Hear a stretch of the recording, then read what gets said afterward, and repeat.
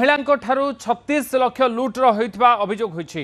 OMP छक निकट Taldanda kennel रास्ता महिला को आक्रमण कर 36 लाख टंकार ब्याग दुर्वृत्त छड़ाई नहीं अभियोग होती। सुना किणवाई बस रे कोलकाता जाते कर्मचारी सहित जीवा बेले आक्रमण कर टंका लुट होती। मधुपाटना थाना पुलिस तदंत आरंभ कर 6 जन दुर्वृत्त फेरार हो जाता कहुच्छी। रविवार राति प्राय 10 ରୁ 10:30 मध्य घटना घटी। पिंकी साहा नामक जड़े महिला ओएमपी छक स्थित कोलकाता बस स्टॉप को निजर कर्मचारी सहित स्कूटी रे जाउथिले और तालदंडा केनाल ब्रिज उपरे 6 जन लुटेरा हठात गाड़ी अटकाइबा सहित अतर्कित आक्रमण करथिले। पिंकी प्रतिवाद करिवारु तांको मारणास्त्र देखाइबा सह लुहा रड रे आक्रमण करी टंका भर्ती ब्याग धरी बाइक जोगे फेरार हो जाइथिले दुर्वृत्त।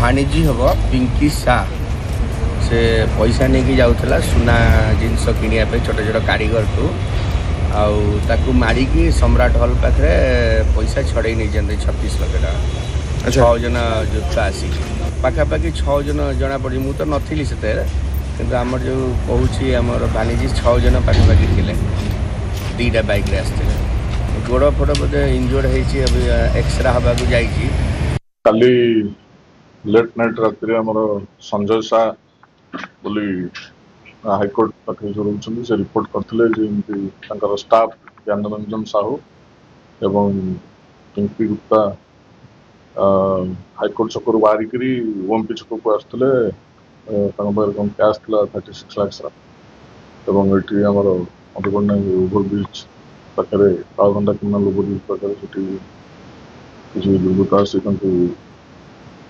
पक्ष कौन मानने धक्का देला पड़गला बाड़े 30 लाख टका नहीं बोली आमर सन्दर्भ केस रेजिस्ट्रेशन होती। 4टा आम टीम सेपरेट टीम अलग अलग टीम गठन कर समस्त प्रकार सीसीटीवी वेरिफिकेशन हो 4 ରୁ 5 जन थे कहते तो चलती इन्वेस्टिगेशन से कलकाता गोल्ड किणा